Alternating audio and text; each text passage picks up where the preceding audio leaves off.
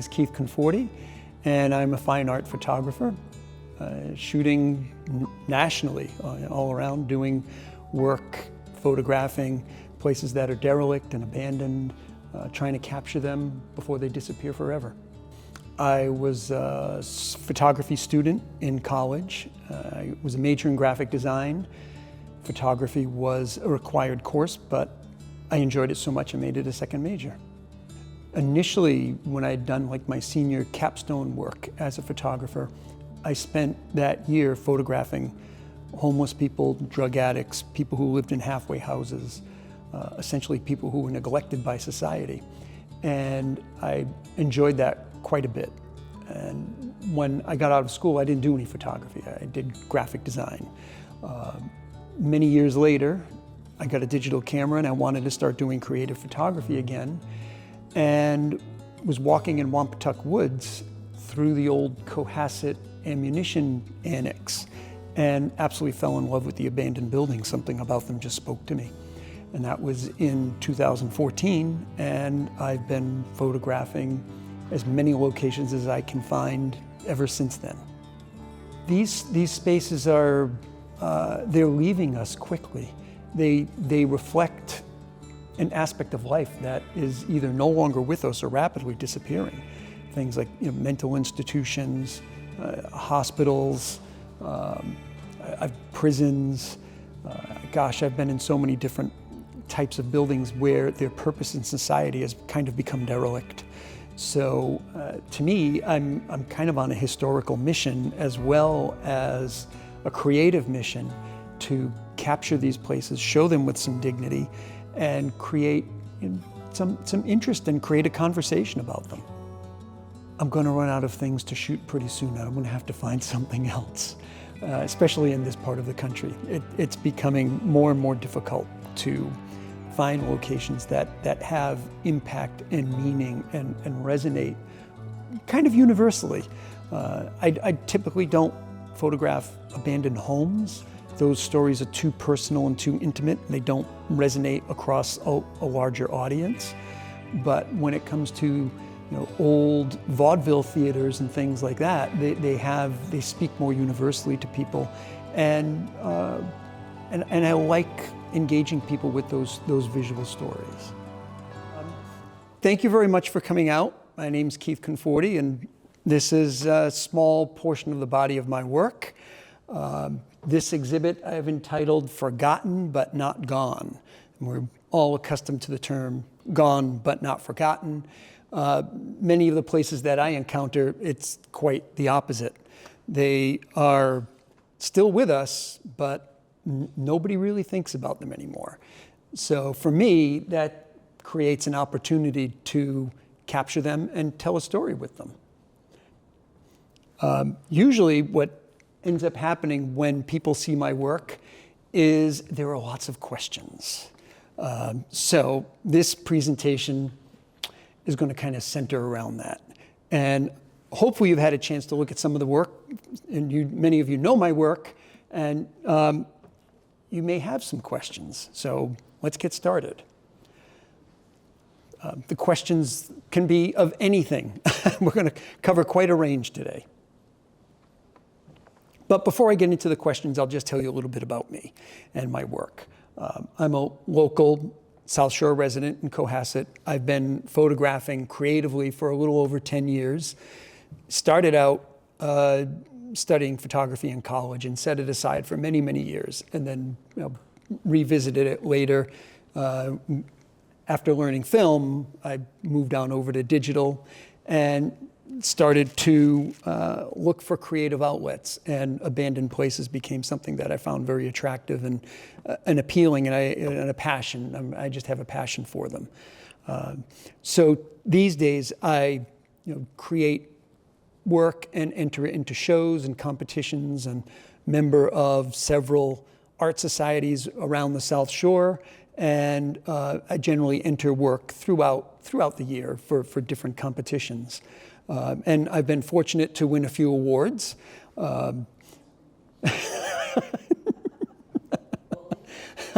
Yeah, bowling awards, yes. Last month at the Pembroke Arts Festival, for their juried competition. I was awarded the Norman Pulaski Memorial Award for Excellence in Photography for a photo, Marquee Dreams. And I also, for the third year running, I won the most popular photograph, which people vote on the photo that most appeals to them. And I won for the photo Bookmobile, which is back here, but I'll show it to you up here as well. This is Marquee Dreams, the one that won the award for excellence. And this is Bookmobile. Ironic, a photo that I just took in June. And someone here in the room was with me. In the past, I've won awards from the Griffin Museum of Photography, South Shore Arts Center, North River Art Society, Plymouth Center for the Arts, Duxbury Arts Association, Hull Artists, and the SE Center for Photography. That's the only one that's not local. That's down in South Carolina, but I entered online and I won something, so it was kind of worth it. This is Half Bath Holiday. This was Best in Show at the South Shore Arts Center Arts Festival a couple years ago. This is Stairway to Heaven. This was Best in Show at the Pembroke Arts Festival 2 years ago. This is Crippling Thoughts. This was a first prize winner at the North River Art Society a couple of years ago. And this is Honeymoon Suite, which has won a lot of awards at different places over the years, including that place in South Carolina.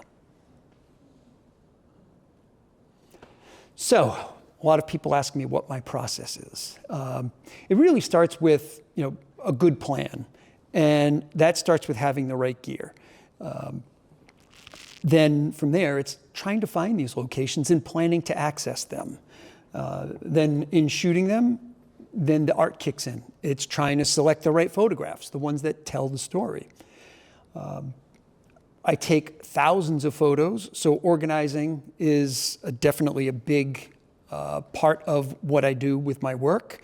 And then, of course, processing and editing images. And then one of the things that people tend to enjoy is coming up with the strong title. So this is all things I take pretty seriously in my process of trying to get to the photos that I want to show. So what camera gear do you use? I used to shoot with Nikon, but for years now I've been shooting with Fujifilm gear. It's small, it's compact. It makes my job easier in being out in the field, walking around. Sometimes there's miles of walking to do and climbing and fences and other hazards, and lugging heavy gear would get in the way.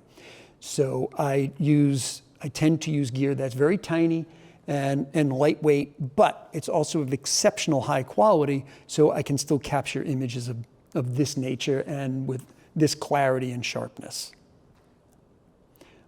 So usually when I go out for a shoot, I bring 2 cameras. I bring 3 or 4 lenses. I always have a tripod. I always bring flashlights, extra batteries, and it's all in my backpack. The occasional crowbar usually makes an appearance too. That's what my camera looks like. It's very tiny, so it's easy to carry 2 of these. So the tiny cameras really do help. When shooting all day, typically it's getting up at 3 or 4 o'clock in the morning, driving a number of hours, walking for miles and miles, climbing stairs. The places we go to don't have elevators that function. So we get plenty of exercise in doing this. So like I said, sometimes there's a lot of climbing involved.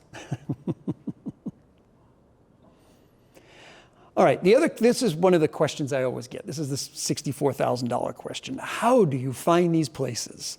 And it's a number of ways, and it involves a process and organizing and planning as well. But word of mouth is a big part of it. Being friendly with people in a community who know where these places are, who will trust you to share that with them. That is a huge aspect of it. But then I do my own garden variety detective work too.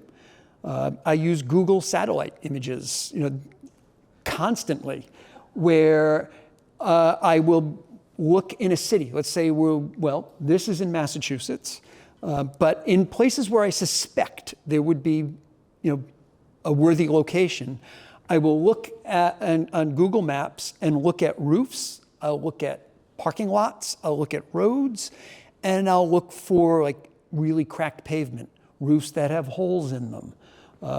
Is there a lot of debris hanging around? Do I see cars or any signs of life in these images? And if it looks promising, I will generally try to do a Google Street View after that. But in this particular location, when we went there, this is what it actually looks like when you've got boots on the ground. And this is less than an hour from here. So, and then there's Google Street View. So in many instances, after I see something on a map that has a broken up pavement, parking lot, whatever it is, I'll dive in and do a Google Street View to look at the building. And in this instance here, did this one a number of years ago, and it's an old theater in New Bedford. It actually opened the same day Fenway Park opened, which was the same day the Titanic sunk, and it closed in 1958, I believe. So it was open for about 45 years or so, and it's now been shuttered for almost 70 years. And it's still there looking just like that if you drive by it today. Now, we really wanted to go in there and see what it was like. But it was pretty secure, all locked up. But if you notice, there's a sign on the front of that building that I saw in this very Google Street View, and it was a phone number for a realtor. So I called and said, hey, you know, I'd love to photograph inside that theater. Is there any way we could take a look? And the real estate agent was nice enough to say, sure, come on down. I'll open it up for you for 90 minutes. And we went down there, he opened up the door, we went in and had a wonderful time photographing inside. This is the Orpheum Theater. It still gets the odd whiff of attention every now and then that someone wants to restore it, renovate it, but it's probably not going to happen, which is a shame because considering that hasn't been occupied in well over 60 years, it still is in exceptional shape. And if you look at the seats, all those seats are leather. So they are, which is a rarity to see in an abandoned theater. Usually those are torn out. But this theater literally shuttered and the owner walked away from it. When we went in there, there were still tickets from events from the ballroom. They had a ballroom there. There were ballroom event tickets from the 50s still in there, programs from other events. The top floor of the theater has a 2-station shooting gallery in it that has a whole bunch of NRA handouts and flyers and bulletin board up there, all still there. It's a true time capsule. So it would be nice if someone could save it, but doesn't look promising. Another thing that I'll often do is just do internet searches. And this is a website called Opacity. And if you look for a particular area, it's nationwide, people will share locations of known abandoned places. So this is a selection of places in Massachusetts. The one I highlighted in red is the former Westboro State Hospital, which is this place, which is now, unfortunately, it was an astounding complex, and it was demolished in 2019. So all this research, I end up saving it on my phone, where I have pinpoints of anything that looks promising, and I label it with what it might be. So if I've got the time or happen to be in some neck of the woods, I can look and say, oh, wow, great. Hey, there's an abandoned place here. So I have a really big library of places that go from New Hampshire all the way down to Maryland. That I keep as potential spots where I could go if I happen to be in the area. So then the next big question is, how do you get to these places and how do you get into them? I will say, first of all, lots of places I get permission to go. Sometimes it's a photographic workshop where the owner of the property is trying to raise money, maybe to renovate it, maybe to just to profit from it, or just to keep it in enough state of preservation that it won't fall down. And typically, if I can find those tend to work out really well, because then I don't have to worry about safety, about law enforcement, or things like that. But that's only for a few of the places. For a lot of them, it is hunting it down and getting there on our own. This place here is up in the Catskills in New York. Went there during COVID on a day that was easily 95 degrees and had to walk through the woods and through an abandoned golf course for over a half an hour to get there to that building. So, and then this photograph I took from the 8th floor, from the penthouse where this photo, Honeymoon Suite, is. So all that walking, all that climbing, it sometimes can take a lot out of you. But it's not just walking. Sometimes we take a kayak to get to where we want to go to find something abandoned. Sometimes out on islands, you can find some of the best stuff because nobody goes there. And things can sit undisturbed for years and years at a time. Sometimes it's just good old-fashioned trespassing and finding a fence you can jump. Although I did not jump this one. But quite often, fence jumping is part of the job. Sometimes it's going through tunnels, especially to get, on a complex, to get from one building to another on the other side of the campus, the only way to get there is through a tunnel. So I've gotten quite used to, that's why the flashlights are in my backpack, because you never know when you're going to end up in pitch black darkness. Luckily, this tunnel here had a portion of it that was elevated above ground, so it wasn't completely pitch black. And those wheelchairs that are there, those wheelchairs are there today, right now, and they are easily over 100 years old. Sometimes you have to walk through a lot of debris. A lot of these places are left in a state of absolute trash. And you walk into a room, and to get across the floor from one side to the other, you've got to climb over boxes and lots of unsavory things. And then other times you go into a place and there's simply no floor at all. So yeah, couldn't get to the other side of that room very easily. So that brings another question people ask. Isn't it dangerous doing this? Yeah, obviously it can be, if you don't watch your step. But I never ever be reckless. And always test the floors. Unless I know it's a concrete floor or steel structure, that's going to hold me up no problem. But in a lot of these buildings where it's old wood floors, it's testing it to find where the joists are, to walk in the right places, so you don't hit a landmine and go through. I've known quite a few people who've gone through floors in these old buildings from time to time. But the point is, it's worth the risk to get to that location where the light is, where the object is, where the scene is, where I can find the story, so I can get the shot right.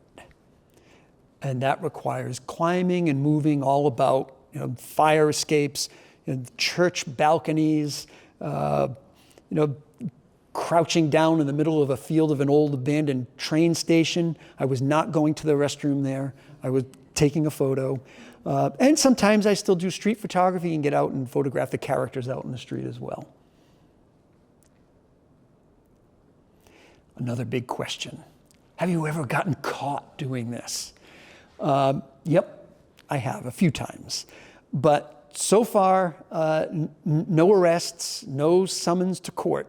The worst case was one time in Connecticut where me and my partner in crime, literally, we went through a fence. The fence had a hole in it. Went through the fence, and in order to get into the building, we had to pick a lock.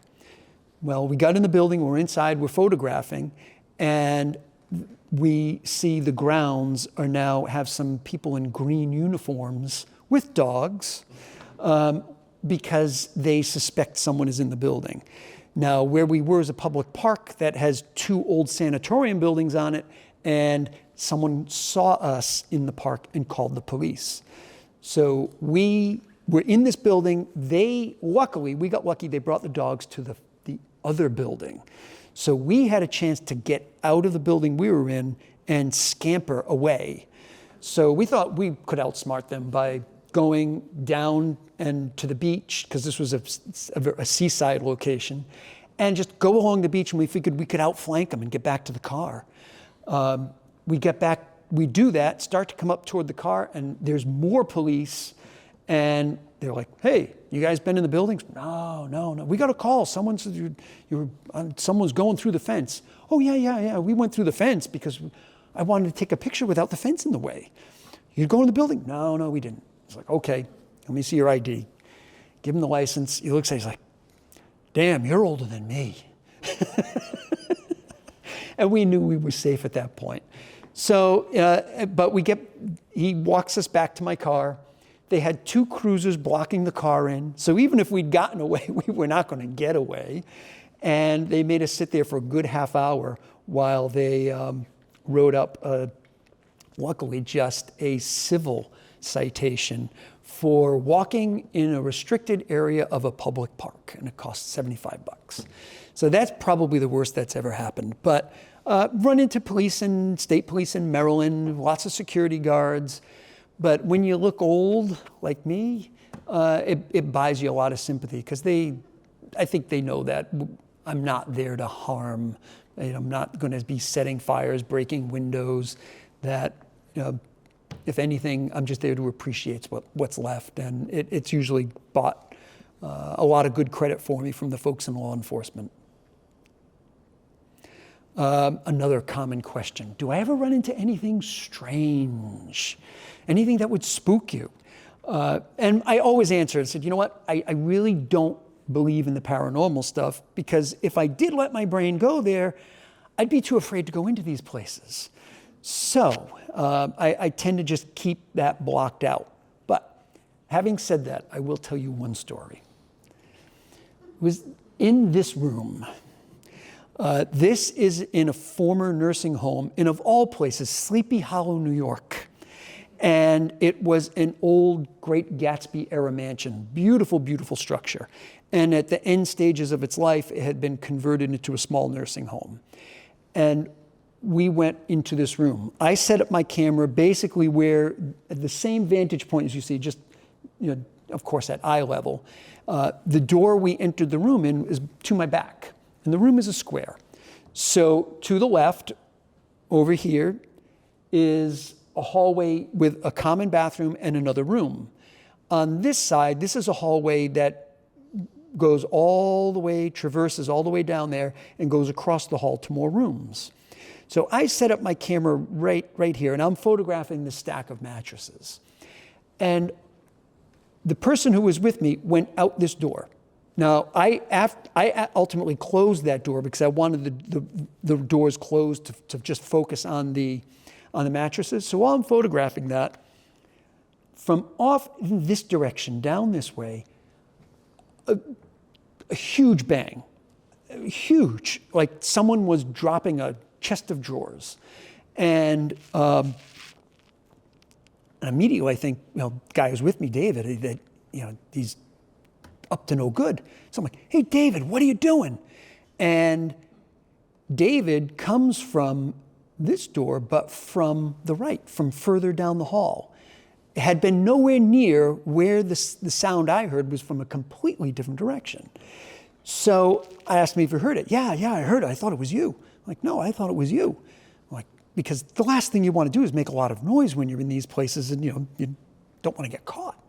So David says to me, he says, I went across the hall and into one of the rooms on the other side of the hall. The door was closed. He said, I opened the door, and he said, in the room a few feet in front of me was like this gray cloud. And when I opened the door, this gray cloud moved, and it came right to the door, right by me, and out into the hallway. And this was about the same time that I heard this large bang. Now, again, I try not to believe in this stuff, but that was definitely something weird that happened. To underscore that, this is a location that I know other photographers have been to. One who's a retired school teacher from Connecticut that was in there photographing in the same exact spot where I stood, photographing those same mattresses. She was alone, and someone pushed her in the back. And she was scared out of her wits. and another woman I know from Connecticut who's a nurse who was photographing in here and heard strange banging noises as well. So, and these are separate stories. This is not like, everyone conspired to tell this story. So people have experienced strange things in this room, in this wing of this nursing home. And I don't know what to make of it, but it's definitely something that sticks with you.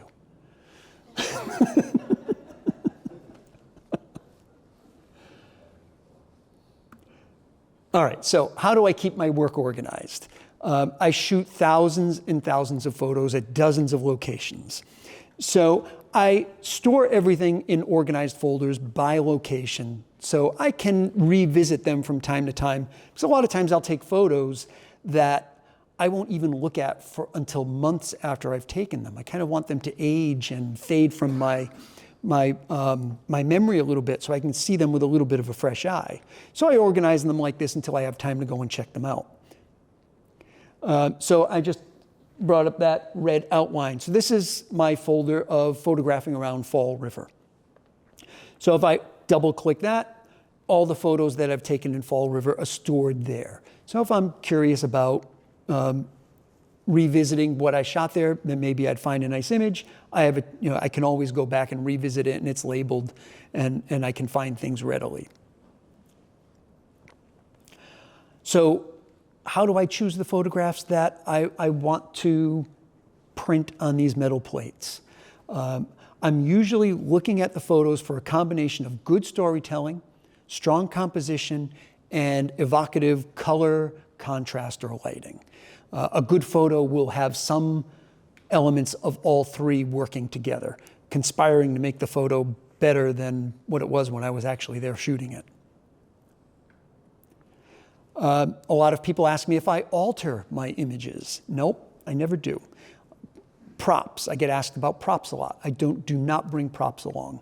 I will move things around, take advantage of the light or the shadows, or to enhance the composition that I'm looking for, but I only work with what's present in a room that I walk into, because my goal is always to maintain that authenticity, that it needs to be, the contents of what I'm shooting need to be relevant to the story that's in that scene I'm discovering.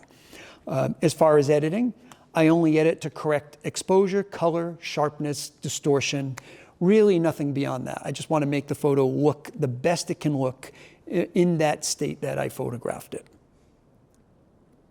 So back to Fall River for a minute. I highlighted this photo here, which is in the corner over there. It's called A View to a Mill. Now, this photo has some personal meaning to me because it's actually a mill that my dad worked in when I was a kid. And I remember going to drop him off there before I was even in school. And now the mill is long abandoned. But when I took this photo and looked at it, compositionally, it had some interesting elements to it. So I took a closer look at it. I look at it in something called Camera Raw, which I use in Photoshop. And I'll start to assess whether is it sharp? Is it in focus where I need it to be in focus? Does it have the right gamut of exposure to it, where I've got shadow, I've got highlight? And I'll start to play with it. So I'll make some adjustments. All those little sliders do all little things to enhance all different aspects of the image.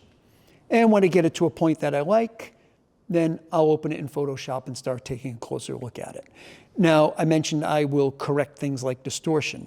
Now, in this photo had some significant problems with it. This is why I use it as an example here. It's not stuff I usually have to deal with.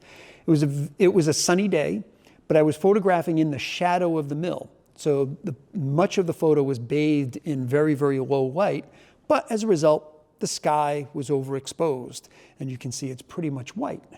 I also had some distracting power lines up there that I didn't like. So I fixed those elements, removed the power lines, straightened up the distortion in the lines of the building to get it looking as architecturally accurate as possible, and then replace the sky. Now, I know there was blue sky there when I photographed. I had some clouds. And actually, if you look at the photo, if you look at the reflections in the windows, The exposure on the windows, the sky does show in there because it was a little bit darker. So I was able to capture that. So I was able to use that as a marker, as a point of reference for the kind of sky that I wanted to have in the photo. So I found the image that I wanted and simply built them together into a new, to replace the sky that was there. There was a sky present there that day when I was photographing. I just didn't get the exposure correct enough to get all the shadow I wanted and all the highlight I wanted, so I kind of faked it on the sky. And at the end of the day, you can see the original photo on the left and what I ended up with the editing on the right. And this is about the most I'll ever do to a photograph. Now, if you want a closer look at that, you can see it up on the corner over there in that side of the room. So another question I often get asked is, where do you get your titles from? I think a lot of it is these places, they're kind of dark. They can be a little ominous. A lot of people say they're spooky. So I try to run counter to that with a lot of the titles, just to kind of make them a little more lighthearted. And I think it's kind of fun to create that contradiction. So like this one, I call Bed Rest. This one's called Out of Style. This is called Acid Trip. Now this is one I had a really hard time coming up with a title for. I only edited this a few months ago, even though I took it 3 years ago.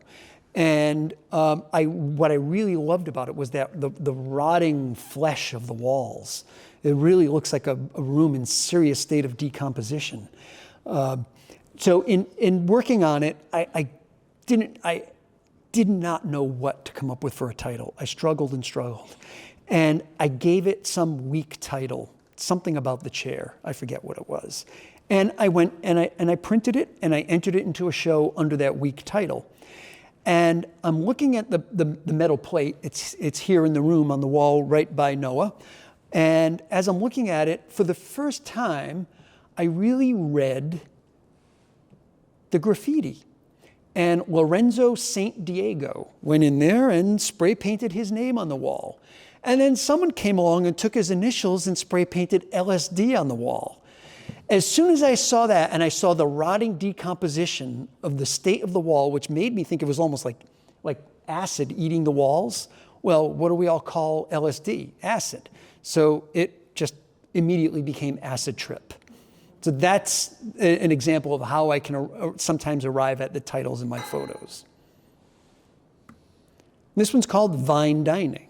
Obviously, just a little we all know what fine dining is, but in this instance, not quite so fine. This one's called Overdue, because these books were due back at the library a long time ago. This actually is an old library that's been abandoned for about 45 years. I hope it was fun. Thank you so much. Yeah, it oftentimes becomes less about the art and more about the stories behind the photos and just what it takes to get them. Yeah, but I hope you found it interesting. Thank you very much. I appreciate it. Thank you.